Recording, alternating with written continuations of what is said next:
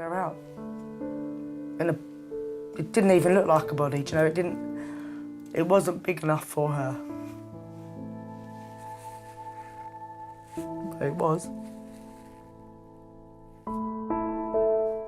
Just going on what he's saying, and when you say something, they twist your words.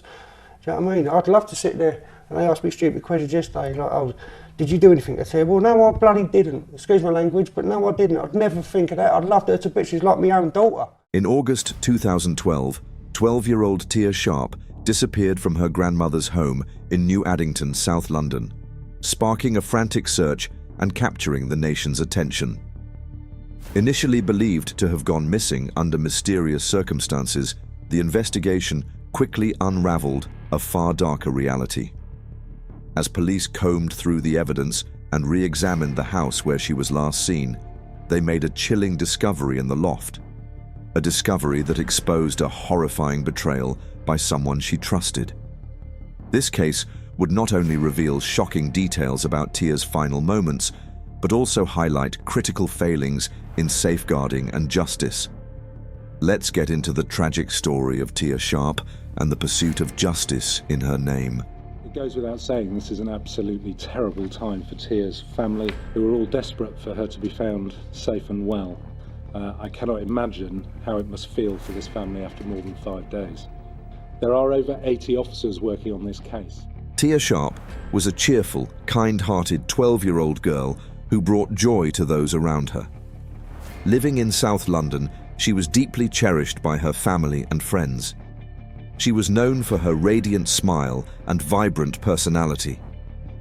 Tia enjoyed school, where she was well liked by classmates, and loved spending time with her friends.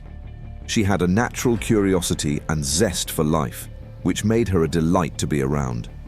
Family was central to Tia's world, and she shared a particularly close bond with her grandmother named Christine Bicknell. She was a central figure in Tia Sharp's life, serving as both caregiver and confidant. Tia's grandmother provided a loving, stable environment for her, and they shared a close bond. Tia often spent time at Christine's home in New Addington, a place where she felt safe and cherished. Their relationship went beyond that of a typical family, with Christine offering not just care, but also comfort and guidance. I mean, we went to Chesneham for her birthday. She chose who she wanted to go. I mean, obviously it was going to be me and Natalie, but then she had the choice of a friend. Well, her choice was Stuart. However, Christine's relationship with her partner, Stuart Hazell, cast a dark shadow over their lives. Hazell, who was a 37-year-old man, had been in a long-term relationship with Christine. While Hazell had been trusted by the family, his violent and predatory nature remained hidden until it was too late. Sat down here, on the chair where you are now, Dave. Sitting there watching telly. She picked up your mum's DS up, played the DS for a little while. I said, well, we're going to have some breakfast, so I made her some toast. On August 3rd, 2012, Tia was reported missing. She had been staying at her grandmother's house for a few days. That morning, Stuart Hazell claimed that Tia had gone to a nearby shopping centre around noon to buy some items. However, Tia never came back, and by the evening, her family grew increasingly worried. When their own efforts to find her failed, they called the police and reported her as missing. The initial hours after Tia's disappearance were filled with hope and determination to find her. Christine and Stuart Hazell made public appeals on television, pleading for Tia's safe return. Hazell appeared emotional and concerned, portraying himself as a loving family member.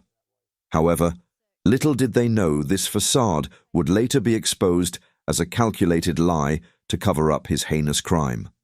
Let's get to know the disturbing details. I know deep down in my heart that Tia walked out of my house. She walked out there, and I know damn well because she was seen walking down the pathway. I know she made that track down to that way. What happened after that is I don't know. The search for Tia quickly became a high-profile case, capturing the attention of the entire nation. Police officers, community volunteers, and Tia's family worked tirelessly to locate her.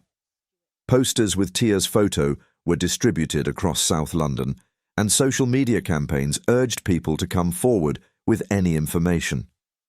The community rallied together in hopes of her safe return, but as the days passed, their anxiety grew. The police conducted multiple searches of Christine Bicknell's house, where Tia had last been seen.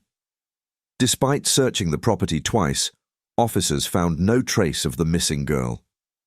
Stuart Hazell began to attract suspicion as his accounts of the day Tia went missing became increasingly inconsistent. His behaviour seemed erratic, and his explanations raised questions. Hahowever, at that point, there was still no concrete evidence linking him to Tia's disappearance. No, she's got no problems at all. She's a happy-go-lucky golden angel. You know what I mean? She's perfect. There's no arguments, nothing we can think of, absolutely nothing. For a week, the nation held its breath, hoping for a miracle. The public's hopes of finding Tia alive were pinned on each new lead. On August 10th, 2012, after a week of searching, the police returned to Christine Bicknell's home for a more thorough investigation into the disappearance of Tia Sharp. This time, the officers focused on the loft, a part of the house that had not been carefully searched in the initial rounds. During the earlier searches, investigators had failed to examine the loft in depth, which would later raise significant concerns about the thoroughness of their efforts. As officers entered the loft, they were met with an overpowering smell which had grown noticeable over the past few days. The stench prompted them to investigate the area more rigorously. It was in this neglected space that they made the horrifying discovery of Tia's lifeless body, wrapped in a black sheet and concealed beneath plastic bags and tape. The sight was nothing short of shocking, both for the officers and for Tia's family, who had been desperately waiting for answers. It's been confirmed that a body has been discovered at the house up the end of this path. That's Tia's grandmother's house. Now, Scotland Yard have released a statement saying a murder inquiry has been launched after a body was found at the property. The discovery of Tia's body sent shockwaves through the community. Her family, already devastated by her disappearance, were now confronted with the grim reality of her death. The emotional toll on her loved ones was immeasurable, and the discovery marked a tragic turning point in the investigation. I prayed that one of them people got their hands on him before the police did. But no, even still to this day, no one seems to have got their hands on him. That makes me sick. Following the devastating discovery of Tia's body in the loft of Christine's home, Stuart Hazell quickly became the prime suspect in her murder. His behaviour raised immediate suspicion. Just before the police made their grim find, Hazell had fled the house, which only heightened the authorities' concerns. His sudden disappearance prompted the launch of a nationwide manhunt. The following day, Hazell was located in a nearby park, where he was arrested without resistance. Upon his arrest, Hazell initially denied any involvement in Tia's death. He claimed that her death was accidental, stating that he had panicked and, in a state of fear, he hid her body in the loft. However, his story quickly began to unravel as investigators uncovered a wealth of damning evidence against him. Forensic analysis of the scene and Tia's body provided crucial evidence linking Hazell to the crime, revealing signs of a violent struggle. Additionally, inconsistencies in his alibi and statements further cast doubt on his version of events, strengthening the case against him. What can you tell me about the murder of Tia Sharp, Stuart? Oh, a couple of minutes with my solicitor, please. As the evidence mounted, Hazell's claims of an accidental death were exposed as a lie. His attempts to cover up the crime by fleeing the scene and offering contradictory explanations were seen for what they were desperate attempts to evade justice. The case against him grew stronger with each passing day, and it became clear that Hazell had played a key role in Tia's tragic death. Ultimately, the overwhelming evidence ensured that he would stand trial for her murder. 11 o'clock, the legal teams and the judge came back into court. Stuart Hazell stood in the dock. Lord Carlisle asked that the jury be brought in. Lord Carlisle, Stuart Hazell's defence barrister. The jury came in and he asked that the indictment, the charge, be put to Stuart Hazell again. The investigation into Tia Sharp's murder uncovered alarming evidence that strongly pointed to Stuart Hazell's guilt. One of the most damning pieces of evidence was a memory card found in Hazell's home, which contained a photograph of Tia lying lifeless on a bed. Forensic experts confirmed that the photo had been taken after her death, which placed Hazell at the crime scene and directly implicated him in her murder. This photograph played a pivotal role in connecting Hazell to the crime. Was a sparky girl who was full of life, but you took that life from her. All that lay ahead of her, a career, loves and family of her own, will now never be. Furthermore, a deeper examination of Hazell's phone and computer revealed deeply disturbing material. Among the files, there were videos and photographs of Tia while she was asleep, indicating a pattern of inappropriate behavior. Additionally, his internet history exposed searches related to pedophilia, suggesting a sinister, predatory interest in Tia that went beyond a mere acquaintance. These discoveries painted a disturbing portrait of Hazell's actions leading up to and following Tia's tragic death, pointing to premeditation and a deeply troubling fixation on the young girl. Taken together, these pieces of evidence were crucial in building a case against Hazell, as they highlighted both his involvement in the horrific crime and his underlying predatory intentions. I mean, I've been in touch with my local MP about this, and he seems that I've got a very good, strong case to write to David Cameron and just try and push this to the public, make people more aware that this needs to be talked about in the House of Commons. We need to be able to sit down and discuss that, obviously, for people like him, for what he's done. The post-mortem examination was unable to determine the exact cause of Tia's death, due to the advanced decomposition of her body, which obscured critical forensic evidence. However, forensic experts, after carefully reviewing the available findings, concluded that the most likely cause of death was suffocation or crushing. This analysis directly contradicted Hazell's initial claim that Tia had died as the result of an accidental fall. There were no injuries typically associated with a fall, such as fractures or abrasions, which further undermined his story. The absence of such evidence strongly suggested that Hazell's account was fabricated, reinforcing the prosecution's case against him. Throughout the investigation and subsequent trial, Stuart Hazell changed his story multiple times. Initially, he claimed to have no knowledge of what had happened to Tia. Later, he suggested that she had fallen down the stairs and died accidentally. Finally, he admitted to hiding her body, but maintained that her death was not intentional. The BB thing, but then she uses it as it's charging, so there's no charge going through to it. So when I said to her, just leave your phone on charge, it means leave her phone on charge, not use it, let it charge up a bit, then you can actually take it with you. Each version of his story was riddled with inconsistencies and contradicted by the evidence. Hazell's lies only deepened the sense of betrayal felt by Tia's family and the public. In 2013, Stuart Hazell's trial began at the Old Bailey, one of the most prominent courts in the UK. The prosecution meticulously presented the evidence against him, painting a chilling picture of his actions. Among the key pieces of evidence was a photograph of Tia, which had been found on Hazell's devices alongside his disturbing internet history.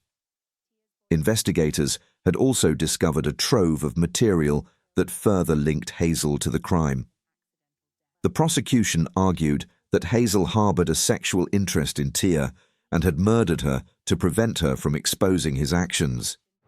A dangerous man who poses a significant risk to young girls. Yes. It's only proper he will receive a long prison sentence. The trial was an agonising ordeal for Tia's family, who had to sit through harrowing testimony and listen to graphic and upsetting details about her death.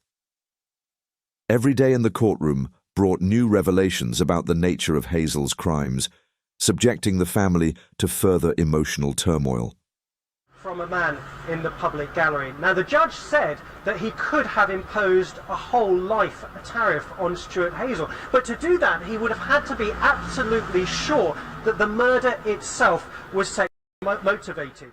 At the midpoint of the trial, Hazell shocked everyone by changing his plea to guilty. This decision spared Tia's family from having to endure more distressing evidence, but it did little to ease their overwhelming grief and loss.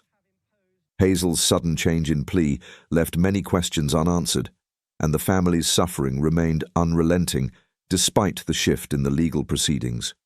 The murder charge of Tia Sharp. At that point, it was put to him again. There was a pause as he stood in the dock. He then said, guilty. At that point, there were some gasps and cries from the public gallery where Tia Sharp's family have been sitting. In May 2013, the judge sentenced Stuart Hazell to life imprisonment for his heinous crime. The court also ordered that Hazell serve a minimum of 38 years before being considered for parole. During the sentencing, the judge delivered a searing condemnation of Hazell's actions, describing him as a manipulative and selfish individual who had inflicted immense suffering on a vulnerable child. The judge's remarks underscored the horrific nature of the crime and the profound impact it had on Tia's family and the wider community. Although the sentence offered some sense of justice, it was clear to everyone in the courtroom that no punishment could ever truly undo the harm caused by Hazell's actions. The verdict was a small, albeit hollow, step toward accountability, but it did not bring back the young girl whose life had been tragically cut short. Tia's family was left to mourn the loss of their beloved daughter, sister, and granddaughter, knowing that nothing could erase the devastation that Hazell had inflicted on their lives. A week after she went missing, the prosecution argued that Hazell had a sexual attraction to her, assaulted her and then killed her, but he denies murder and says she died in an accident. The trial will continue. The police faced criticism for failing to find Tia Sharp's body during 2 searches of Christine Bicknell's house, highlighting poor coordination and oversight. The Metropolitan Police admitted mistakes and pledged to improve handling of missing person cases. A review found no clear warning signs before Tia's murder, but emphasized the need for vigilance and better communication. The case, involving betrayal by someone trusted by her family, shocked the nation and underscored the importance of safeguarding vulnerable children.